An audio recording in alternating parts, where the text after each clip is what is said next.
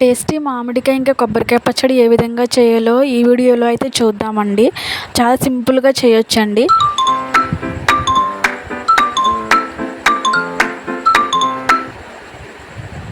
ముందుగా మనం small size మామిడికాయ తీసుకోవాలి. అలానే కొన్ని పచ్చిమిర్చి కూడా తీసుకోవాలండి.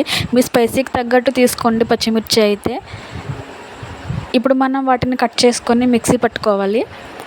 అందులో వాటర్ అయితే వేసుకోవద్దండి మిక్సీ పట్టేటప్పుడు, ఎందుకంటే కచ్చాపచ్చగా ఉంటేనే మనకి పచ్చడికి బాగుంటుందన్నమాట. ఈ విధంగా అయితే ఉండాలండి పేస్ట్ అనేది. ఇప్పుడు మనం ముందుగా తురుముకున్న కొబ్బరి అయితే తీసుకోవాలి. కొబ్బరి మిక్సీలో అయితే వేసుకోవద్దండి, ఎందుకంటే తురుముకుంటేనే మనకి తినడానికి కూడా బాగుంటుంది, చూడడానికి కూడా బాగుంటుందండి. ఇప్పుడు మనం ముందుగా మిక్సీ చేసుకున్న మామిడికాయ ఇంకా మిర్చి పేస్ట్ అయితే వేసుకొని కలుపుకోవాలండి.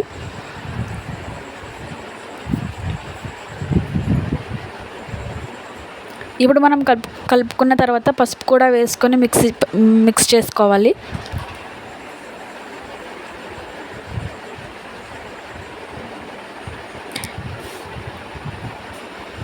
ఇప్పుడు మీ టేస్ట్కి తగ్గట్టు సాల్ట్ కూడా వేసుకోండి.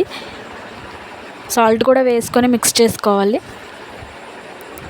ఇప్పుడు ఒక 10 నిమిషాల పాటు పక్కన పెట్టుకొని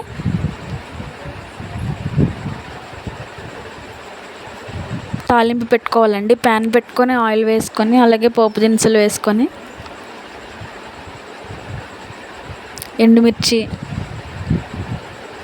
కరివేపాకు వేసుకోవాలి.